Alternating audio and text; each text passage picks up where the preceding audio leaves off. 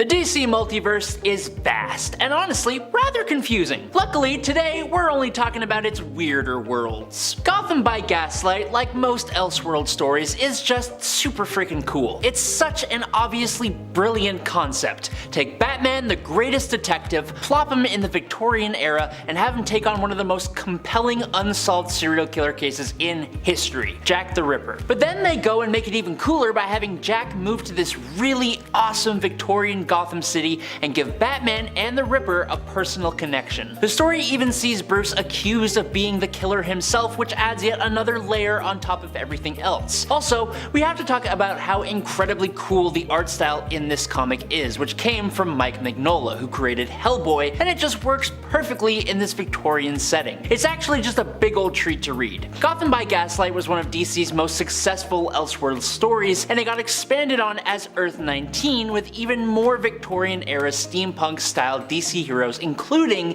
the Atom, Green Lantern, and Wonder Woman, not to mention versions of a bunch of Batman's rogues gallery. Next up, Earth 47 is home to a version of the Justice League known as the Love Syndicate, whose members include Sunshine Superman, Shooting Star, who is actually Bruce Wayne, who got inspired by a shooting star instead of a bat, Speed Freak, who is a speedster, obviously, Brother Power, who is a mannequin brought to life by a lightning bolt, Prez Record, who's the immortal president of the United States, and the Magic Lantern, who is just a Green Lantern that literally looks like Shaggy from Scooby-Doo. It's fantastic. As you may have noticed, it's all love in this universe, with everything being seemingly inspired by the 70s, and everyone just being pretty darn groovy. This universe first appeared in Animal Man number 23 and unfortunately got removed by the Crisis on Infinite Earths, but luckily, Grant Morrison liked it so much that he brought it back and included it in his Multiversity guidebook, meaning it can totally come back at some point. Next up, the Linearverse is an alternate reality where the people age so slowly that it's almost safe to say that they don't age at all. Batman began his career in 1939, with his youth lasting for decades instead of the normal aging of a human. In a way, this kind of represents how comic book characters seemingly never age and grow old, except in certain stories. Now, by the late 20th century, the world had most of its superheroes, and after this point, things get a little whack and just kinda go completely off the rails. Earth became a dystopia ruled by the wealthy, which is a little bit too real, and a great disaster was foreseen that actually came to pass. Then, the world became very similar to the one in the Earth AD storyline. Anthropomorphized animals had become the rulers of the planet, with humans devolving, save for Kamandi and a few others. Then, in the 25th century, humanity seemingly built a high-tech society which saw the rise of Michael Carter, Booster Gold. In the 31st century, Earth became the base of the Legion of Superheroes, who were an interplanetary superhero team. This world, it's just a wild ride. Batman Holy Terror was the very first comic to actually carry the Elseworlds logo, and boy was it a strong start. The story of Holy Terror takes place in an alternate timeline where Oliver Cromwell lived long enough to solidify the rule of Puritans in 17th century England. That changed, and 300 years later, the entirety of North America is part of a commonwealth led and run by a super oppressive priestly government that does all it does in the name of God. Being a Batman story, we obviously follow Bruce Wayne, who in this world starts off by preparing to become another member of the clergy before he learns that his parents were assassinated by the government because of their radical political beliefs. So naturally, he becomes Batman to fight back. Along the way, he uncovers some incredibly dark secrets held by this oppressive government, including the fate of a whole bunch of metahumans who either became victims of government experiments or were created by the government in the first place. JLA Age of Wonder is an Elseworlds story that gives us a world where Superman lands on Earth in the 1850s and makes himself known to the world at the 1876 Centennial Exposition. Naturally, this Superman starts working with the greatest minds of his time, including Thomas Edison, Nikola Tesla, and of course, this world's Lex Luthor. Unfortunately, since humans be humans, a lot of their new technological innovations are really just going towards massive devices of destruction and war. So, to combat this, Superman and the League of Science do whatever they can to prevent the start of World War I. This world is very clearly steampunk inspired in a wholly different way to Gotham by Gaslight, and we get really cool versions of Green Lantern, Starman, and the Flash, but reimagined as Victorian-era scientists who are also superheroes. But arguably, the best part about this world is that it comes to us in a 2-issue comic miniseries, so you can read it in like less than a day.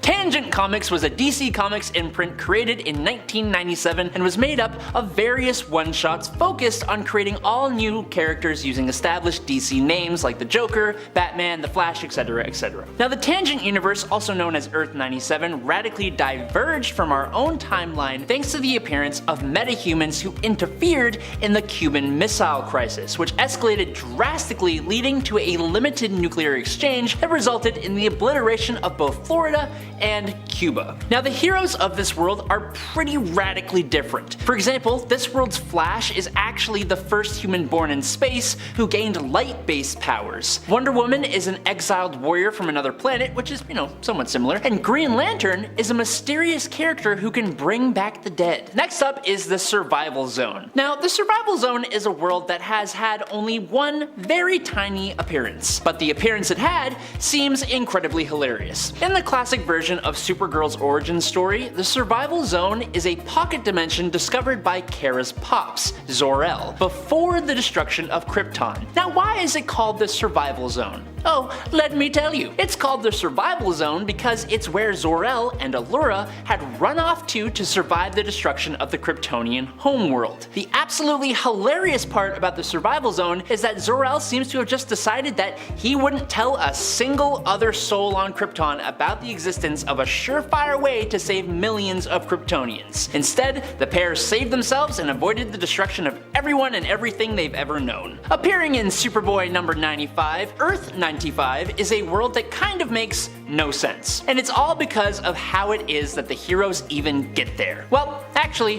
for starters, what's really weird is that this comic's main heroes include both of Superman's parents, Jor-El and Lara. Instead of traveling to this alternate Earth in any of the ways we have ever seen before, Jor-El and Lara actually have to make their ship bigger and bigger and bigger in order to get there. Now we've seen stuff like this with concepts like a microverse, so I guess going from a microverse to a regular world again would kind of be the same thing, but for some reason my brain really just cannot comprehend how you can get so large that you enter a different universe. And this kind of hurts my brain. We're moving on. Next up is Earth 235, and it's a world that plays host to DC's Real Worlds imprint. Now as you can probably guess from the title, Real Worlds takes place in a world very much like our own. Superheroes don't exist in the way that we are used to seeing in comic books. For example, Real Worlds Batman follows Charlie Duffy, a 27-year-old disabled man who works as a convenience store worker in New York and is friendly and well known in the neighborhood. He named an old cat lady as Catwoman, and his old friend Clarissa was Robin, with her ex-boyfriend being the Joker. Do you see why it's weird? The funny thing is, it's actually still really inspiring. It's real life people inspired by heroes in various different ways to start fighting crime in their own unique little real world ways. And it's cute. Kind of. Next up is Earth 265, which was featured fittingly in Flash issue number 265. The story featured an invasion from another alternate Earth, or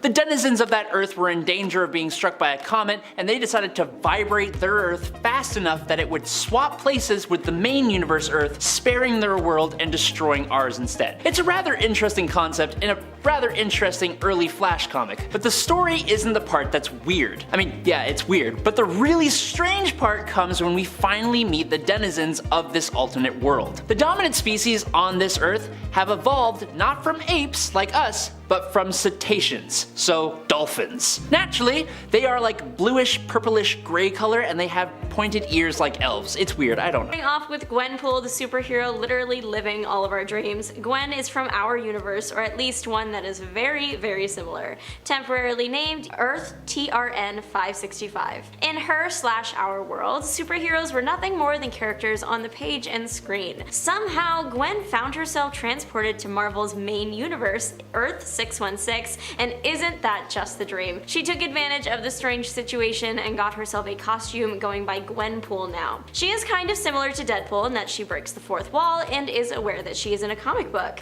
meaning she can interact with the physical book and even jump pages or erase the dividing lines, making her see her future self in the present. Because she was such a huge comics fan from before, she knows everything about all the heroes and villains, so when she fights in universe, she has the advantage of already knowing her opponent's weaknesses, secrets, and special moves. Gwenpool was originally just a variant cover design, but people really liked the idea of her. They started cosplaying as Gwenpool, and eventually Marvel realized the gold that they had and put the character in the stories for real. Jonathan Raven, also known as Killraven, was born on Earth 691. It's an alternate future Earth. This Earth was attacked by mean Martians that elected to take over the planet and make humans battle gladiator style in an arena. That is how Raven got his superhero name. It was the chant yelled whenever he fought. He ended up meeting Spider-Man on his time travel journey and later was approached by X-51 of Earth 9997 to become a herald that warns worlds about celestial manipulation. Raven accepted that position and that was his job for a little while.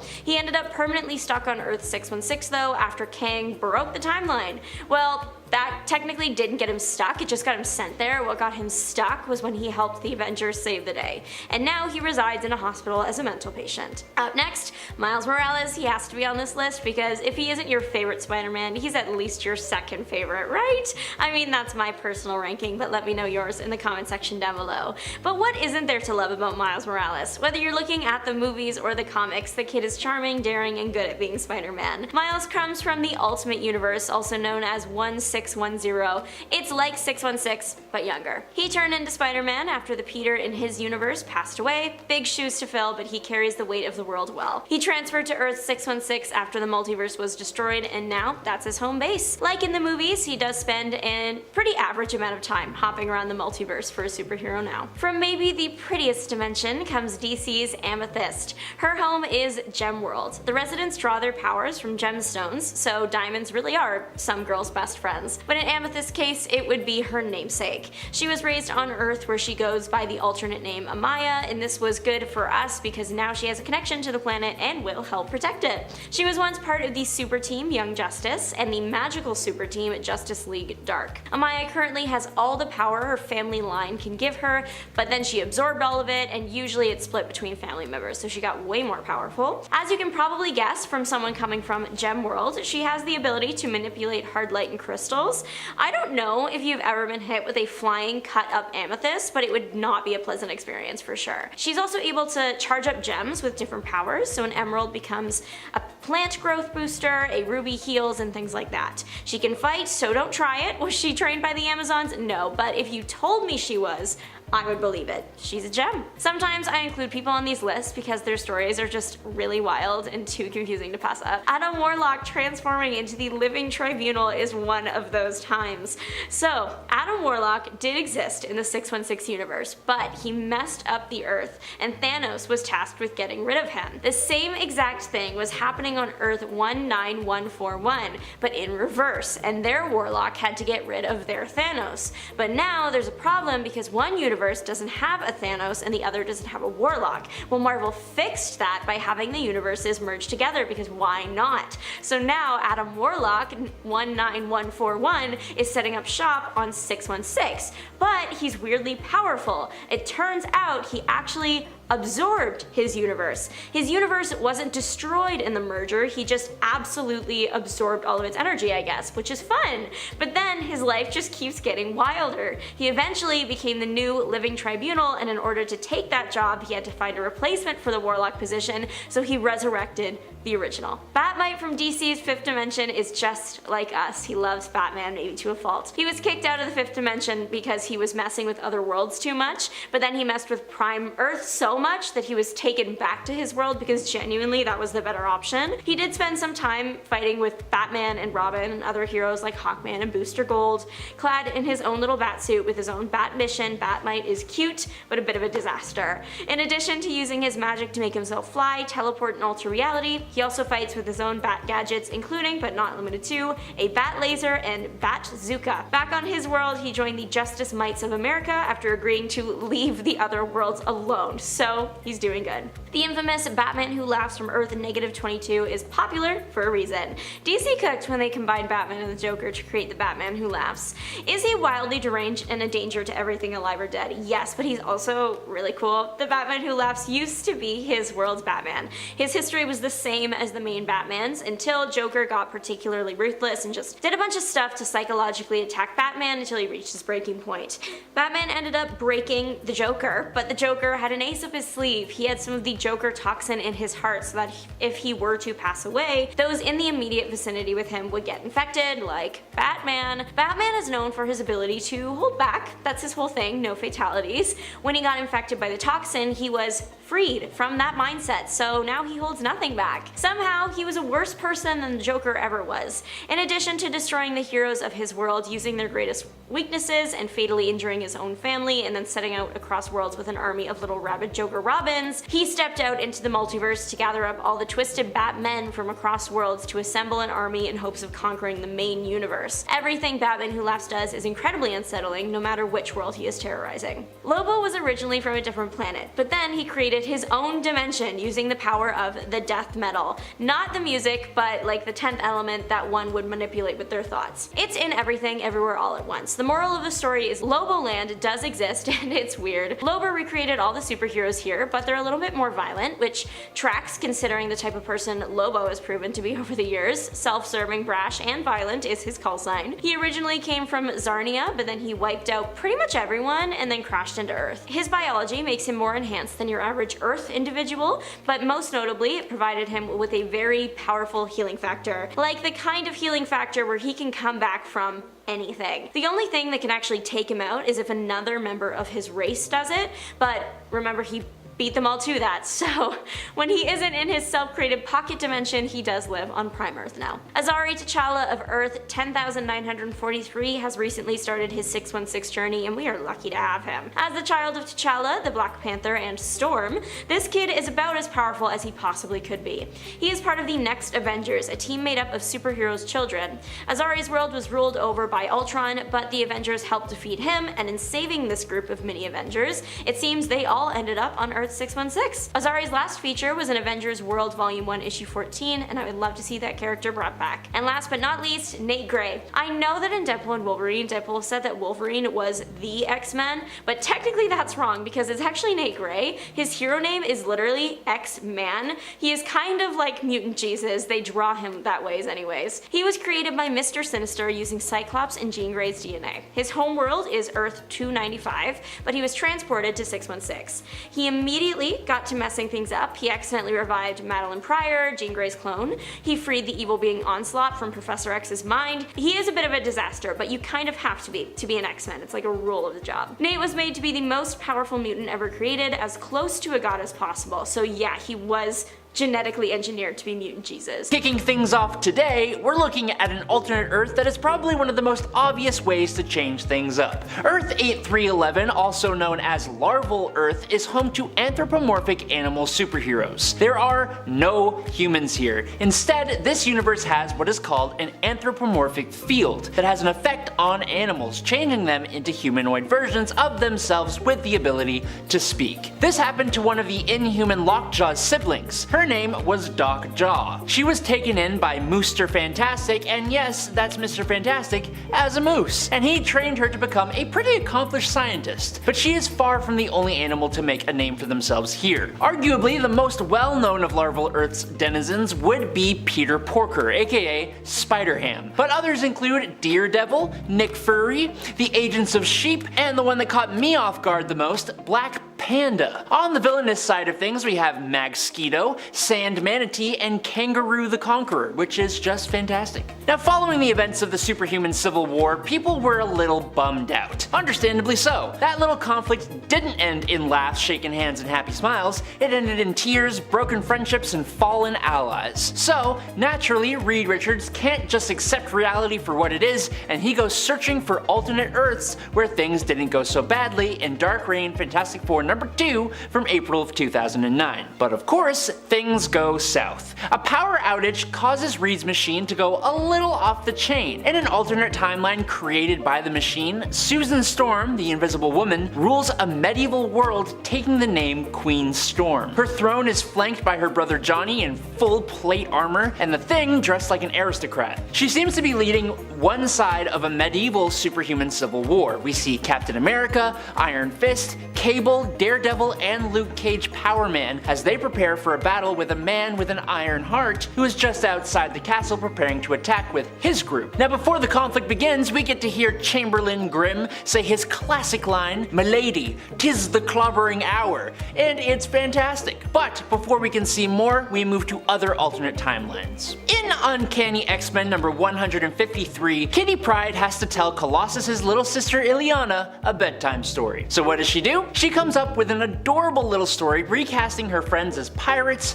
wizards, genies, and for one of my faves, Nightcrawler. Kitty turns him into little tiny Nightcrawlers that look eerily like Smurfs that she calls Bamfs. At first, there's just one, and it pops up and immediately falls in love with Kitty before like 10 of the little guys start popping up. But this is a comic book. Why tell a bedtime story when that bedtime story could easily just become a completely different universe that actually exists? Thanks to a mishap in the X-Men's Danger Room, Nightcrawler is transported to another dimension where the characters from Kitty's story, including all the Bamfs, really exist. And that place is Earth 5311. 1979's What If number 14 gives us a very different approach to history. Instead of World War II being fought in Europe, it is instead fought in space. In this alternate timeline, we discovered interstellar travel much earlier in our history, and as such, the World War II we fight is more like space sector war between Sector Alpha and Sector Beta in space, and I do not know where that is. As this is still set at the same general time as the regular World War II, some of the same characters are going to be involved, including the original Nick Fury and his Howling Commandos. This story has new high-tech weaponry, fishbowl helmets, and aliens, and it's just a good bit of fun. Now we learn in the story that Admiral Von Strucker is actually working with the alien Axis powers to create a master race, so it seems that even in this alternate world where we can master interstellar travel, we can't really just figure out racism. Now in the alternate reality of AD 3167, which appeared in Extraordinary X-Men number 11 from June 2016, Apocalypse showed up in the 21st century bringing with him the Great Trials. Now this event saw the end of entire civilizations and races on Earth and left only the Atlanteans, the Inhumans, an AI race known as the Stark Self, the Wakandans, the Mystics, and the Maloids. And they all lived under Apocalypse's rule on Omega World. This was a huge structure composed of bubble worlds that preserved what little remained of Earth after Apocalypse's ascension. The part that will blow your mind is that Omega World itself, the entire structure, is Apocalypse. He still had a human form, and that essentially functioned as the Omega World's heart, keeping the whole place functional. At the same time, his horsemen functioned as like Omega World's antibodies, being sent out to cleanse the structure of anything that could harm their master. The mutant Colossus and a bunch of young mutants were transported here, where Colossus was captured and became another of Apocalypse's horsemen. Apocalypse was now after an ark being held by the mutant kids that contained thousands of mutant embryos. He should have left it all alone though, because it got him a good old sword in the back by the end of the story. That doesn't matter though, because the world is cool. Taking place on Earth 97161, Simon Walterson was a pretty killer football player whose career came crashing down due to a knee injury. Simon found the love of his life, married her, had a kid, and then they both passed away. But wait, it gets even worse. Simon got himself cursed by a witch after he wasn't able to pay her for connecting him with his wife and child in the afterlife. Now this curse turned Simon from a strapping man into a frog. Simon luckily found himself being accepted into a frog clan that lived in Central Park, and Simon took on the frog name of Puddlegup. Now, Puddlegup managed to assist the god of thunder Thor in a war between rats and frogs. After the fight, a piece of Thor's hammer, Mjolnir, was broken off, and Puddlegup was able to lift the sliver of hammer, which then transformed into a miniature version of Thor's hammer hammer, and it turned Puddlegup into the mighty Throg, a frog with the powers of Thor. This world is the home of the Pet Avengers, a group of animals who belong to or are related in some way to various superheroes and who manage to form together as a team. Fantastic. Neil Gaiman's Marvel 1602 is one of my favorite comic book stories, but I will admit it can be a little weird. Basically, to lay it out, the universe the story takes place in, Earth 311, actually got its start in a different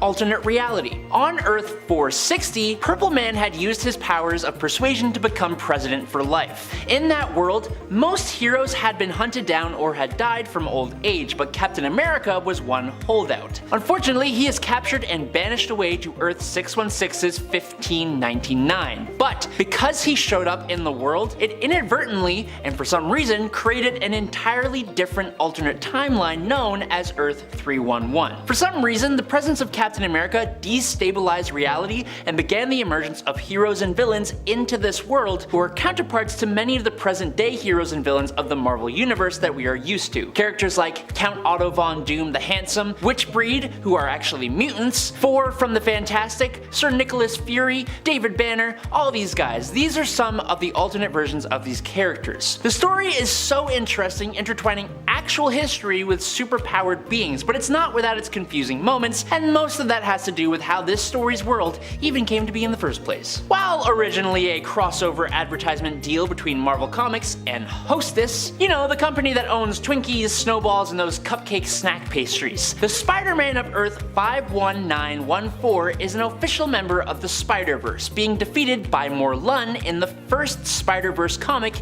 in 2014. But Morlun has defeated many spider totems, it's his whole thing. This Spider-Man is still more powerful than you may think. This sweet Spider-Man has all the same powers as our 616 spider-based hero, only has the added benefit of using Hostess snacks as equipment, whether it be to distract, lure, or even reason with criminals, and it even got him out of tight spots in his relationships. Like when he gave Mary Jane a cupcake so that he could slip away to fight crime. The power of sweet pastries should not be undervalued. Now, using his pastry-based equipment, he was able to defeat the Fly, Printout Man, Simon the Evil Swami, Madam Web, Legal Eagle, and an unnamed jewel thief. So yeah, it's not just a sponsor, it's an actual added ability that puts him a cut above. Unfortunately, this all happened before Morlun showed up and sucked out Hostess Spidey's life force, which was apparently quite sweet. Marvel Max was a 2001 imprint for Marvel that focused on more mature adult stories. As a result, the books were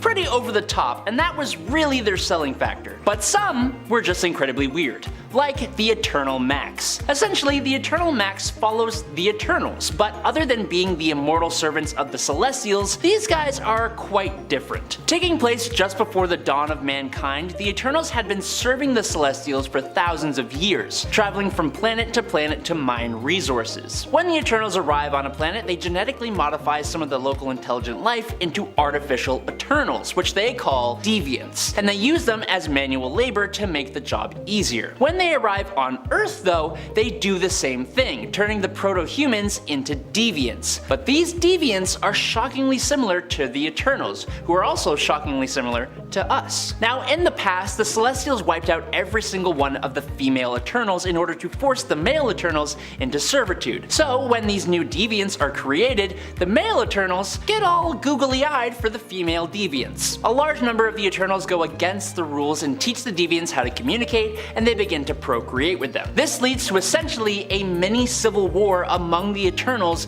between their leader Icodin and the second in command, Crassus. It all leads into the Eternals and these deviants basically becoming the first real humans on Earth. At least, that's kind of how I interpreted it. If you are over the age of 18, definitely give it a read because it is really interesting, but also very mature. And finally, if you have never read Marville, just prepare yourself. This comic kind of just goes and doesn't really stop. The entire thing is satire, but like not good satire like at all. There's even a page in each issue dedicated to explaining the jokes, and the story itself barely has any kind of actual plot. It's just, well, it was all part of a bet. In 2002, Bill Jemas was vice president at Marvel Comics. He got into an argument with Peter David, and the two of them made a bet. Each would write a comic book starting from issue number 1 to see whose comic could sell more copies. Peter started Captain Marvel, and Bill started Marville. Marville features a Superman parody named Kal-AOL, who is the son of Ted Turner and Jane Fonda. It features a farting dog, a racist Iron Man, a farting Rush Limbaugh, scantily clad women for no reason, time travel for no reason, a person who may or may not be God, duckbill dinosaurs that talk, rants about how evolution is fake, and then, what is probably the highlight of the comic, they grab a Jurassic otter, and as they move closer to the modern day, that otter not only evolves to become Wolverine, but that otter Wolverine is also the father of the entire human race. Coming in at number 10 is the tale of Ice Giant Thor. A perfect what if tale. It's almost surprising that it wasn't done before this point. In What If Thor in 2018, we get the story of what if Thor was raised by frost giants instead of Loki being raised by Asgardians. Simple, but brilliant. Laufey, the king of the frost giants, defeats Odin in their battle so long ago. And just as Odin took the infant Loki, Laufey takes the kid Thor and raises him as his own. Loki is obviously here too, and like usual, they form a pretty tight bond as adoptive brothers, Loki and Thor. Unfortunately though, due to Thor's strength and skill in battle, not to mention his fondness for summoning the power of lightning, he is praised among the frost giants and by Laufey himself, who begins to completely forget Loki, his actual true son. Instead, Loki finds the captured Freya in the dungeons and she teaches him how to use magic. Loki eventually busts her out of prison and together they attempt to escape to Midgard. They go to the ruins of old Asgard and attempt to repair the Rainbow Bridge until Thor and Laufey show up. Loki ends the life of his father while Thor unknowingly ends his mother with a blast from his giant ice hammer known as Ice Crusher. Thor almost takes out his brother as well, but at the last minute,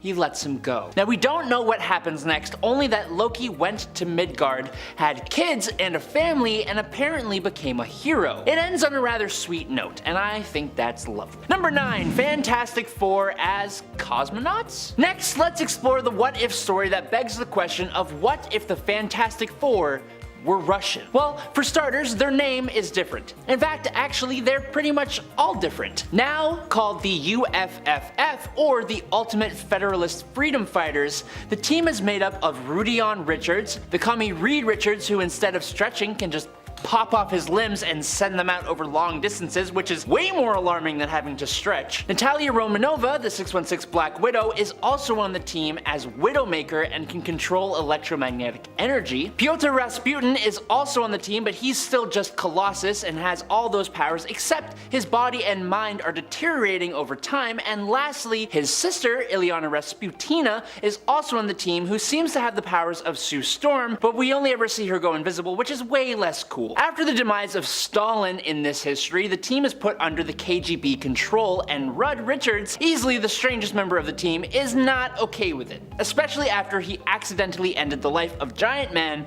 while on a mission. Widowmaker makes widows of the wives of the leaders of the KGB, and the superhero team goes on to fight for freedom and equality, which is not at all how I thought the story would go, but hey, it's good. Number 8, Jane Foster becomes Thor. Now, thankfully, Jane Foster as Thor has happened in the true 616 continuity, and it was really awesome. But here, it's a little different in this what if story. Number 10, actually. It is Jane Foster who first picks up the hammer Mjolnir, not Donald Blake. In this story, Jane accompanies Dr. Blake on his trip to Norway, and when he drops his cane into a ravine in the original, she instead goes down there to get it for him. Striking the stick on the ground, just like Donald Blake would have, she becomes Thordis. Yes, Thordis. Unlike the modern interpretation, a female wielding Mjolnir gets an entirely new name in this what if. Wielding the power of Thor, Thordis fights off the Saturn rock people and then turns the cane that she seems to have just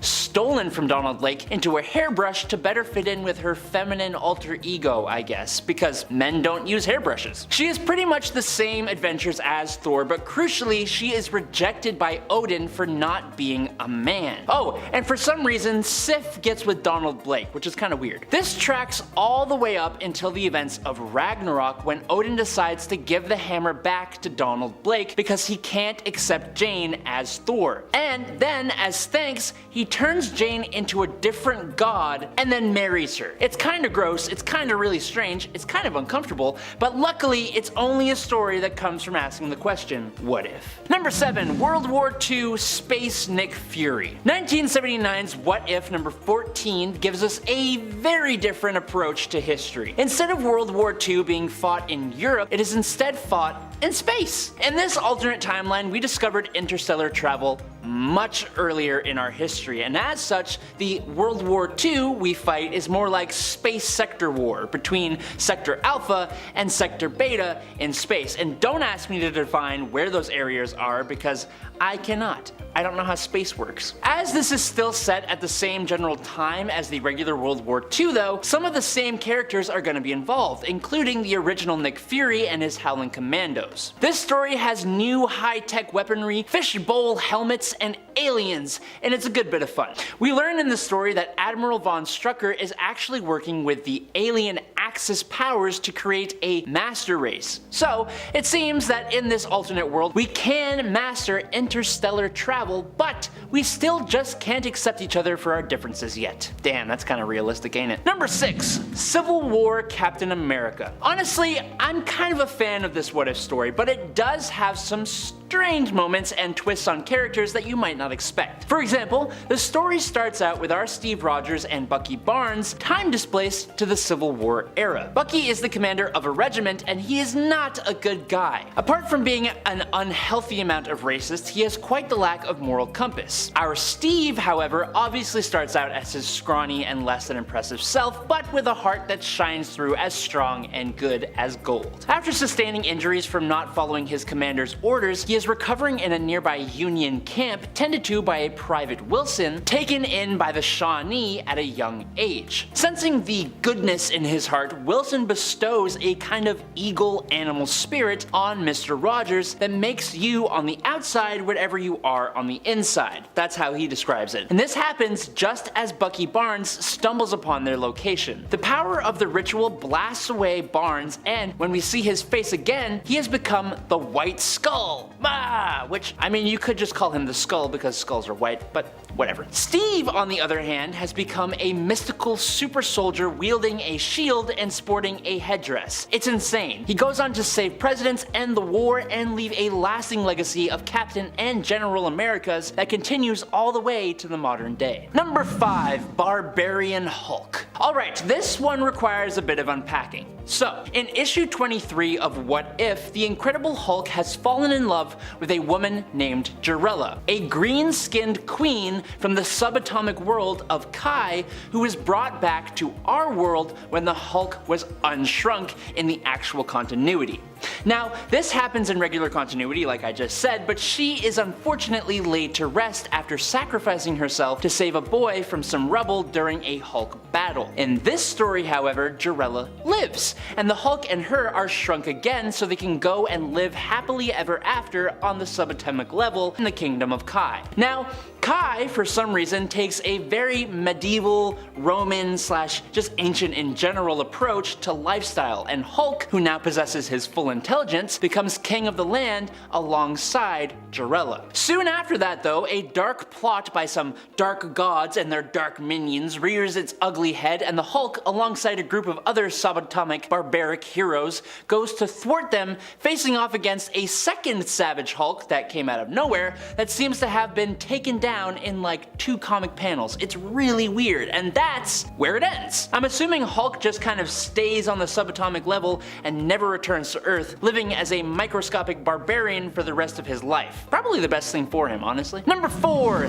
Thanos. Okay, so bear with me here. In the What If Infinity Dark Reign story, Norman Osborn, after becoming the director of Hammer and the Dark Avengers, figures out how to get his hands on the Infinity Gauntlet, defeating the Illuminati and all the heroes and becoming the Goblin King. Now, using the Gauntlet, he creates a world completely under his tyrannical rule, and he teleports his horrible father from the past to show him the things that he has done in an attempt to get his father's love and admiration, something he has never had and still doesn't, honestly. His father begins to bash him for becoming a tyrannical ruler, which is a little worse given the fact that it was his father's fault that Norman even turned out this way. Teleporting them both back to the Dark Avengers base, the entire team has been wiped out. And as Norman is trying to figure out what happened, it's revealed that Thanos has shown up to collect the Gauntlet in his awesome Thanos fashion. It's actually pretty sweet. Unfortunately though, not even the Mad Titan is a match for someone wielding the Gauntlet, and he is dispatched. But not before he tells Norman that he is trying to get the love of someone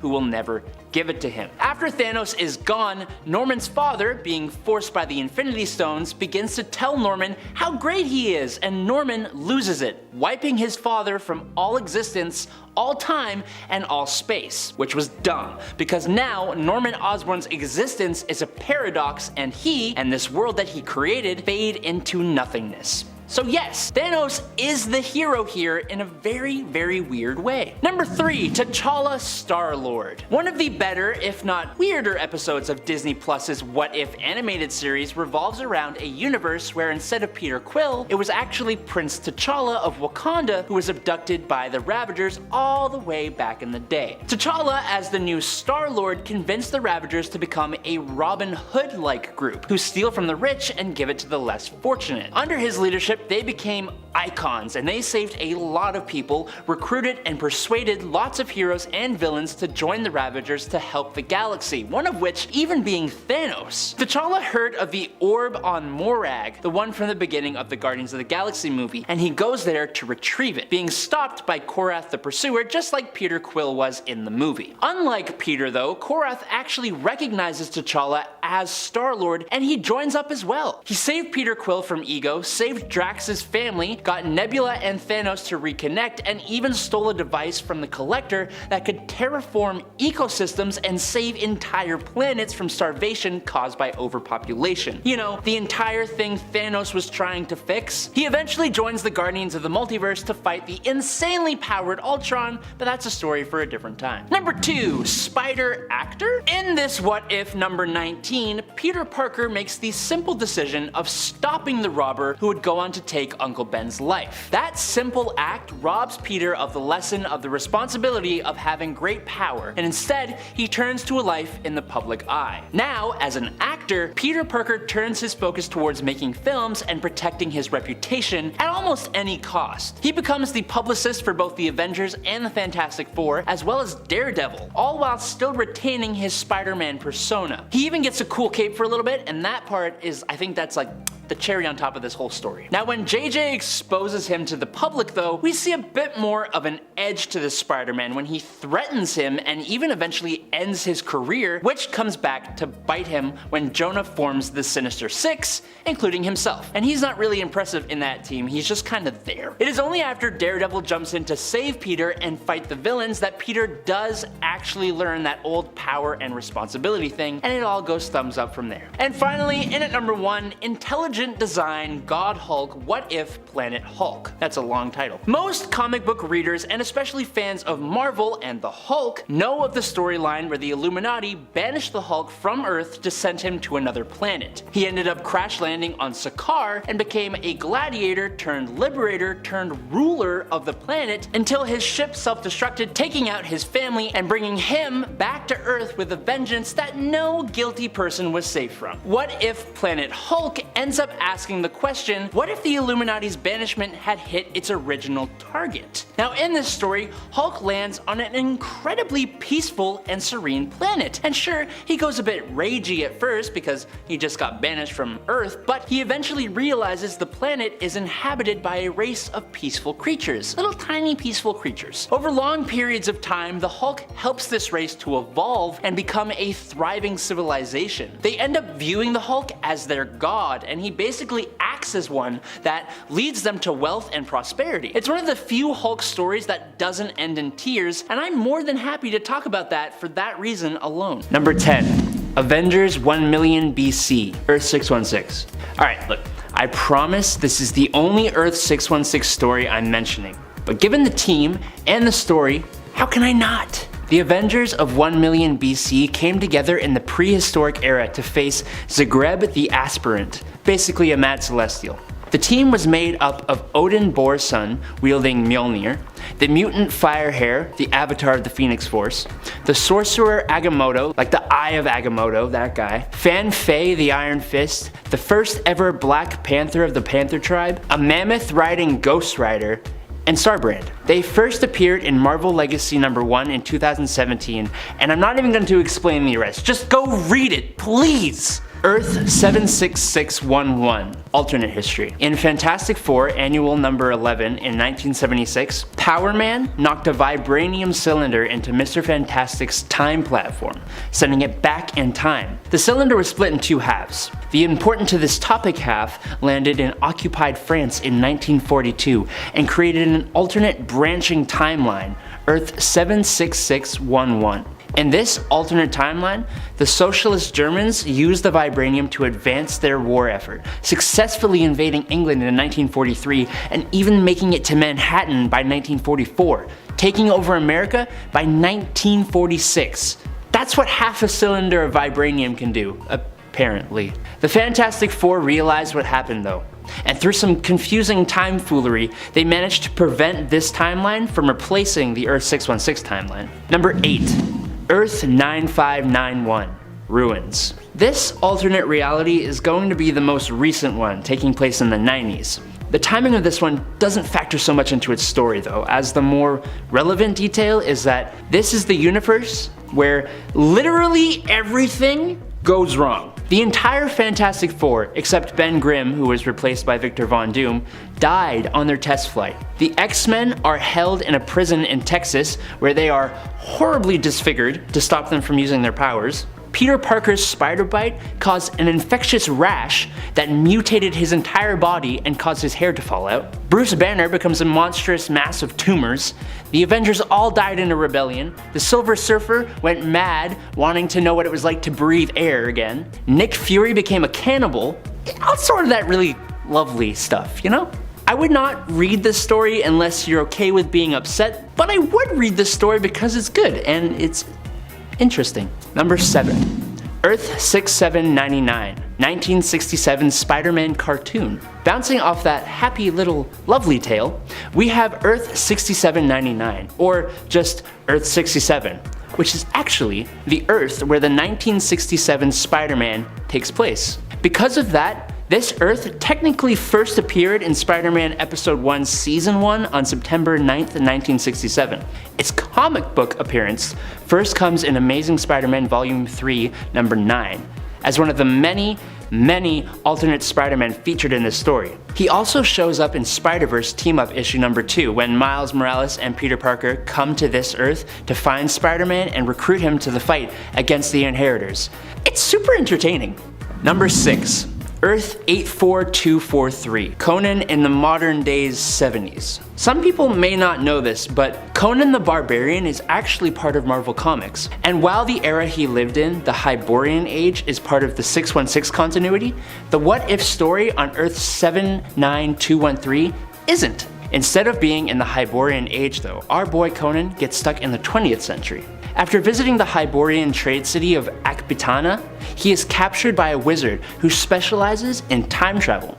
And instead of escaping, he is transported to Manhattan on July 13th, 1977. What does he decide to do with himself? Well, after scaring off some punks and throwing an old lady in a trash can, he has a romantic encounter with a modern age lady, Danette, who shows him the Guggenheim Museum, which reminds him of an ancient citadel, and they go to investigate. Here, he fights off some muggers and then gets struck by magical lightning that transports him back through time to his Hyborian age. But at least he got to keep Danette's cap as a reminder of their romance. Number 5. Earth 15513, 1872. Technically, Earth 15513 is Battleworld, which is actually part of the modern Secret Wars story. The pocket dimension of the Valley of Doom is made of another Earth's version of the Wild West, mainly the town of Timely. Timely is run by its mayor, Wilson Fisk, and his enforcers, who ultimately answer to Governor Roxxon. Stephen Rogers is the sheriff in this here town, and he's a bitter but just man after the death of his deputy, Bucky Barnes. Anthony Stark is the town drunk, regretful of how his weapons were used in the Civil War. Natasha Romanoff is the widow of Bucky, with Bruce Banner being the doctor of the town. The new hero, Red Wolf, tries blowing up the Roxxon Dam, which almost results in his lynching, if it weren't for Sheriff Stephen Rogers, who saves him. Conflict blossoms when the agents of Roxxon, Bullseye, Grizzly, Elektra, and Dr. Octopus arrive in town and start running amok. Another story you have to read. I promise the steampunk-looking Iron Man will not disappoint you. Number 4, Earth 717, Captain America in the Civil War. The what if stories are so cool. In What If Captain America, Stephen Rogers actually fought in the American Civil War instead of World War II as General America, given powers from an ancient Native American eagle that also turned an evil racist Bucky Barnes into the White Skull, who became the leader of a white supremacist group. Because of General America's involvement in the Civil War, the Union won the war a year earlier than it normally would have. Abraham Lincoln survived his second term in office. He helped rebuild the South, suppressed the rise of a certain group of hooded racists, and prevented the Indian Wars from ever happening. He would go on to fight the White Skull and his new, deadlier hate group, eventually being succeeded by a line of Captain Americas who were his descendants. Well, hey there, time traveler. You're from the time period where YouTube still lets you like and subscribe, right? Well, if you're enjoying this video right here, why don't you just go and hit that thumbs up? It sure helps us out a lot. Alrighty, let's get on to the top 3.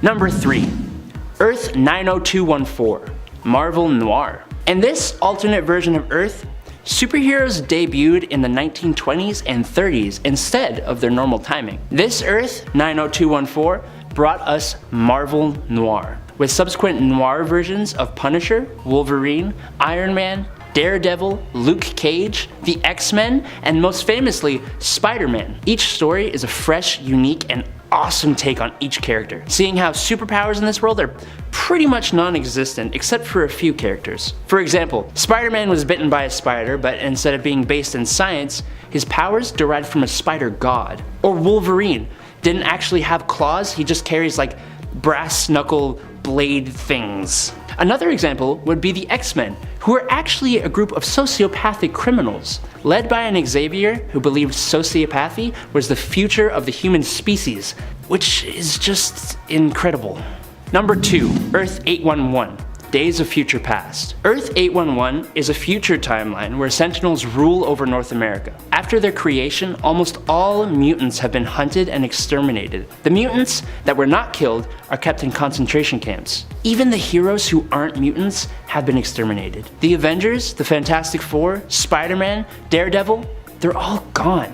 But hey, this is the future, not the past. Yeah, I'm getting there, okay? Rachel Summers, the daughter of Jean Grey and Scott Summers, uses her telepathic powers to send Kitty Pryde's mind back into her younger self's body. Specifically, Kitty's mind went all the way back to the Halloween of 1980, where she informed the X-Men of what their future could become, and they prevented the assassination of Robert Kelly. The story is a whole lot more complex than that, and is also one of the most prized Marvel stories, so give it a read!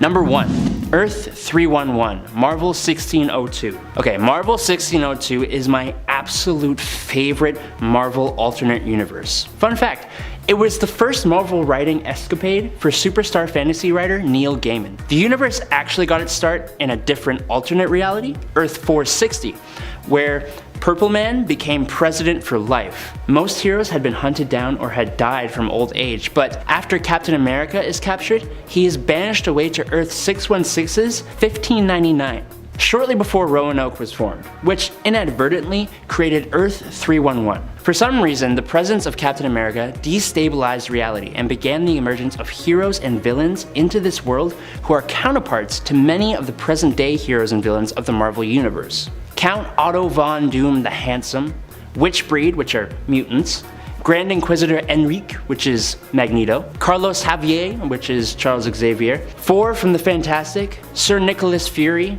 Peter Parquois, David Banner. The story is so interesting, intertwining actual history with superpowered beings. I highly recommend you give it a read if you haven't already. Number 10, Earth 64211. This reality is quite dark and quite scary, especially for Black Bolt. Here, Maximus, Black Bolt's brother, devised a plan to steal the throne of Attilan and of the Inhumans by disguising himself as his brother. When this plan appeared to be destined to fail due to memory detectors installed around the palace in preparation, he made the Inhuman Telegar make it so that he not only looked identical to Black Bolt, but also had his distinct superpowered vocal cords and his memories as well, erasing Maximus's. Still, Maximus was not trained to hold back his voice, and the pain of the procedure caused him to cry out, exposing his treachery and causing him to be banished from Attilan to Taros. However, Maximus gave himself Black Bolt's memories, and therefore he didn't actually remember his role in this plot, leaving him to ponder upon this revelation if he was indeed Maximus turned into Black Bolt, or simply Black Bolt and Maximus had actually succeeded in usurping him. He couldn't remember who he was anymore. Number 9.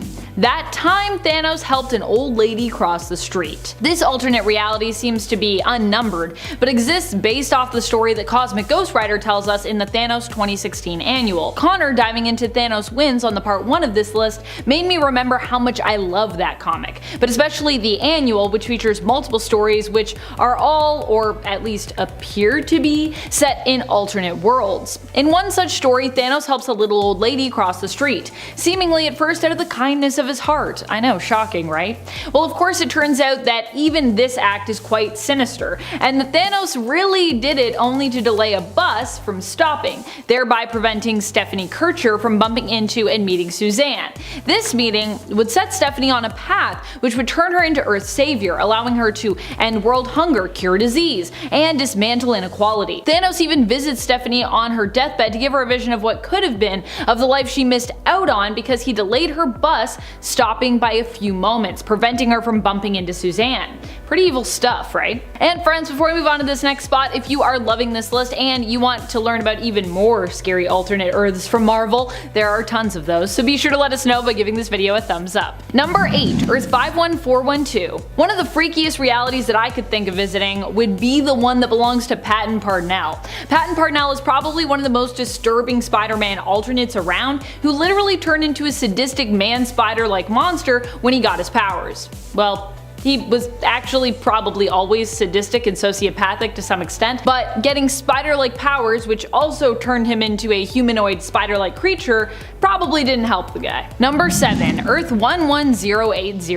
Also known as the Last Gun on Earth reality. Here, Punisher once more faces off against the Marvel Universe. But instead of it just being a comic book trope this time around, Frank is actually not just out for vengeance, but seeks to save the world by facing off against many famous Marvel heroes and villains. This is because on this alternate Earth a virus was released that caused those infected to become violent and cannibalistic. Here Spider-Man ends up patient zero after devouring the villain Rhino live on national television. And well, I think you can imagine how dark it gets from there. It just gets darker and darker and darker. You're like, wow, it's like pitch black in this universe. I cannot see. Someone turn on a light in here. Number 6, Earth 18138. Another scary alternate reality tied to Thanos, as some are known to be. I mean, Thanos is a pretty scary dude. Actually came about because a hero was trying to redeem the villain and raise Thanos instead to be a hero. The hero who attempted this, however, wasn't really great at doing so, and instead made the future worse as a result. This hero was Frank Castle alternate Cosmic Ghost Rider. The thing with Cosmic Ghost Rider is that he only became Ghost Rider as a final gambit to try and save the universe. This was after Frank was killed when Thanos attacked the Earth. By the time Frank had made his deal to become a spirit of vengeance and returned as Ghost Rider, it was pretty much too late. He spent an eternity alone and was driven pretty crazy by the solitude. He went on to get the power Cosmic, became a Herald of Galactus, and when he still failed to stop Thanos, joined him instead. After that history was wiped from existence in which Thanos won, Cosmic Ghost Rider ended up in Valhalla for a while before realizing he wasn't really happy there, it wasn't really his thing, and being permitted by Odin to leave in order to travel back in time and try and kill Thanos to prevent a future like the one he was from ever becoming possible. Cosmic Ghost Rider couldn't bring himself to kill the then innocent baby Thanos though, and instead went on adventures with him, trying to teach him to be good. But it turns out Frank Castle wasn't necessarily an expert on the subject of heroism and goodness himself. This version of Thanos grows up instead to become a dictator, removing freedom of choice from those he rules, making them be good and banishing those who refuse to submit and obey him. That's like too much goodness. You shouldn't be trying to make people be good. Just kind of let them do their own thing, otherwise then you're kind of evil, kind of defeats the whole point. Thanos. Number 5. What If Ultron Won? While the What If comic book series sometimes takes us to weird and hilarious alternate realities, this time around the Disney Plus and Marvel animated series took us to one of the most depressing realities yet. In episode 8 of the series, we get to see into a reality where Ultron won the day. In fact, he won all of the days to come. Black Widow and Hawkeye are the only remaining survivors, it seems, who are attempting to fight back against Ultron and stop him, once and for all, at any cost. However, in the end, Ultron finds a way to break free of his fate at being defeated, using his own power and the Infinity Stones to escape his own reality and threaten the existence of all lives across the multiverse. Is there anything scarier than this? I don't think so. Number 4. Life 9 of Moira X. During the relaunch of the X-Men books, the mutants were given a refresh when it came to their history and when it came to making sense of seemingly all the almost separate lives that they've kind of lived, all the different eras of X-Men. Moira McTaggart was revealed to be a mutant codenamed Moira X, whose power was reincarnation, with her dying and being reborn from her mother's womb once more, but with the knowledge of all the previous lives she had lived prior to that one. Moira's 9th life, the timeline that precedes 616 from her perspective, saw Moira join with Apocalypse in order to try to find a way to protect the mutants against the inevitable. Man who create machines, Sentinels, to destroy them, and in so doing often end up destroying humanity as well. Despite uniting with the powerful mutant Apocalypse in this reality, technology once more ended up being the end of both humanity and mutant kind, with this reality's destruction being linked back to the existence of Nimrod. In order to prevent this dystopian and apocalyptic reality from coming to pass, Moira ends up getting information on how Nimrod was created and allows herself to be killed and reborn with said information so that she might be able to prevent Nimrod from coming online in her next life. And, you know, make the next reality not so awful in the end. Of course, Nimrod has come online, so I'm pretty sure we're all doomed. But anyways, number 3, Earth 21129. Yikes! Is this one scary? Also coming to us from another glimpse into the Darkhold during the Darkhold event. In this reality, we see a darker potential future for Tony Stark, as he works to create his Iron Man suit. In Darkhold Iron Man, Stark creates the suit with the help of his own team of employees and friends, only to discover that removing it also removes his skin with said pieces of armor. Forced to stay within the suit for his own safety, Tony Stark, with help from Pepper Potts, worked tirelessly to find a way to fix this small but very disturbing glitch. In the end, Stark ends up believing that the suit is superior and, as like with the Cybermen of Doctor Who, believes that everyone on Earth should merge with the suit, giving up their more squishy human form in favor of the armor, which is better at protecting them, despite the fact that the suits kinda slowly break down your biological form and fully merge with those who wear them. Disturbing, I know. And then in the end they're like, everyone gets an Iron Man suit. Don't worry, just get in the Iron Man suit. Nothing bad will happen. Number 2, Zombieverse. I wish I could do a list like this without talking about the Marvel Zombieverse, sometimes referred to as Earth Z, but I don't think I can. Also, Connor did his best to stay away from Marvel Zombies on part 1, which means it kind of falls to me to talk about it, because I don't think we can really do a scariest alternate Marvel Universes series without at least mentioning Marvel Zombies. And then of course the thing with that is, if we mention it, the trauma that I have experienced personally from reading the series set in this universe means that I have to boost it up on our list. Yeah, Marvel Zombies has left emotional scars on me, okay? It's stuck with me. Every time I come back to it, I'm like reliving the horror again. Mainly, what still haunts me to this day is the time that zombie Ant-Man captured human Black Panther and kept him alive so that he could saw off pieces of T'Challa to feed on, keeping his former friend as his own little secret snack. Very, very disturbing. I'm sure that'll never come up again, I hope. Number 1. What If? Zombies. This other alternate zombie reality comes to us from the Marvel and Disney Plus animated show, What If? In this series, we get glimpses into alternate Marvel cinematic realities via the Watcher, who pretty much sees all. Each episode features a standalone story, but these episodes also come together in the end of this first season, as the threads from each story kind of end up connecting when the Watcher creates the Guardians of the Multiverse team to help to defend the various realities against Ultron, who we talked about earlier on. The reason that I put this zombie universe above the comic book one is because despite the small shimmer of hope we get in this episode and in this reality, a lot of heroes still die, and in some cases quite gruesomely. And we know it's not over yet because we're getting a whole Marvel Zombies animated series. Oh boy, I can't wait. Good news is that writer Zeb Wells appears to be the mastermind behind that show, and I love Zeb Wells' writing, so I'm sure I will actually enjoy it. But the bad news is we still got Black Panther sliced up, but this time defeat a crazy powerful zombified version of Scarlet Witch. Double yikes. Double trauma for Amanda. Why? I was like, they're probably not gonna do that in this episode, and then they did it, and I was like, why? Why did we do this? I can't, I really don't like that part. I don't like it. Oh well, it's over now. Black Panther got away. It's fine. He's fine. Nothing bad will happen, I'm sure, and the world will be saved by our heroes. I'm sure. And at 10, Ultimate. The Ultimate Universe is very similar to the normal 616 counterpart. However, there are some differences that certainly make this thing scarier than the main continuity. Captain America is anti-French for some reason.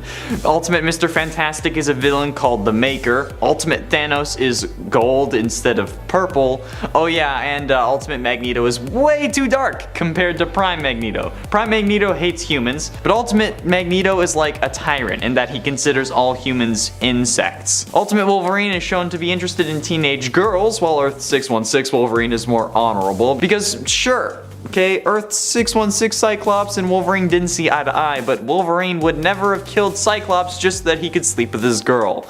Yeah, and Wolverine wants to sleep with Jean Grey, a teenager, when Wolverine is in his 30s, at least in the Ultimate Universe. Oh, and there's also a romantic relationship between Wanda and Pietro, which is probably the scariest thing in this reality, on this Earth, and the reason I wanted it on this list. And at 9, Thanos wins. While the heroes of the MCU already received a little bit of a taste of a reality in which Thanos achieved his ultimate goal by erasing half the population of the universe in Avengers Infinity War, there exists a still darker universe where Thanos wins. Determined to finally impress death, Thanos eradicated every living being on planet Earth, including the superheroes and Frank Castle. The former Punisher made deals with both Mephisto and Galactus to find a new life of vengeance as the Cosmic Ghost Rider and stop King Thanos' dark reality from ever happening.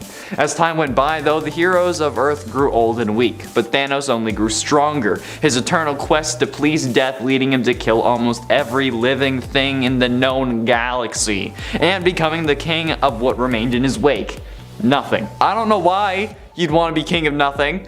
Seems pointless in my opinion, and I'm a king, so I feel like my expertise here, but whatever, okay, as long as it's not this universe, I'm fine with it. Oh, and not only that, but knowing that he had to die in order to be with death, King Thanos gave a piece of the time stone to his servant, the Rider, and tasked him with going back in time to drag his younger self to the future so that he could be killed by present Thanos. And at 8, Age of Ultron. Ultron 1320 comes from Earth 14622, and What If Age of Ultron number 1. An Earth where, thanks to Wasp dying, Ultron is able to take over the world faster. Ultron was created to be the ultimate AI by Hank Pym, to help the Avengers utilize their function better as a team. But with the untimely death of Pym's wife, Pym went on to create a more brutal version of Ultron, which was to replace the Avengers. But with this, Ultron's sentience began to constantly evolve. He started the eradication of the human race by taking out such threats as the Avengers and the Defenders, while he left Pym alive to watch him suffer. Ultron and his army of Ultron Sentinels then moved to Kola, Russia, so that he could bore himself into the planet's core to create the ultimate version of himself, Ultron 1320. Ultron then had his minions batter and beat Pym unconscious until he woke up to find that he himself had been turned into Ultron 1321. This version of Ultron also invaded other worlds, claiming Earth 62412 23223 and 81223, but was stopped on Earth 45162. In its 7th Age of Apocalypse, Earth 295 is a reality that was accidentally created by Legion, son of X-Men leader Professor Charles Xavier and Israeli diplomat Gabriel Haller. Legion believed that the only way to bring peace to humans and mutants was to kill Magneto before he could incite the anti-mutant movement. He traveled back to a time when Xavier and Magneto both lived in Israel and were working at a hospital, taking the X-Men Storm, Iceman, Bishop, and Psylocke back with him. Legion tried to stab Magneto with a Psyblade, but Xavier shielded Magneto and was killed instead. By killing his own father, Legion then made his own existence impossible. The Macron Crystal resolved the paradox by restructuring reality. All the X-Men vanished from that reality, and a new reality came into existence. Bishop, already displaced in time, remained, but the chronal backlash fractured his mind. He wandered Earth for nearly 20 years, and then that superpowered fight attracted the attention of Apocalypse, who then basically took over and destroyed everything. In its 6th, Old Man Logan. 50 years later, Logan lives with his wife Maureen and his son Scotty and daughter Jade on a plot of land in Sacramento. What used to be California, but is now part of Hulkland. He requires money to pay his rent to the landlords of his territory, the descendants of Bruce Banner, the Hulk gang, who are a product of just a whole lot of crap, okay? Just give me a minute. He refuses to sell his children's toys to pay for the rent, understandably, and Logan is shown as a broken old man, refusing to fight anyone and trying to live peacefully. He realizes that he will be unable to pay the rent this month, and that the Hulk gang will not accept a plea to pay double next month on its own. Oh, by the way, the Hulk gang is a, inappropriately and unconsensually conceived group of children of the Hulk and She-Hulk, Bruce's cousin. Yeah. The Hulk gang arrives the next day to confront Logan on his lack of payment and then violently beat him, even though he was one of the most violent superheroes ever. Though Logan entertains visions of gutting the eldest Hulk brother Otis, he remains calm and just lets the beating happen. Later though, the Hulk gang kills his family, so Logan goes on to kill the whole Hulk gang. But it's still a messed up Earth, okay?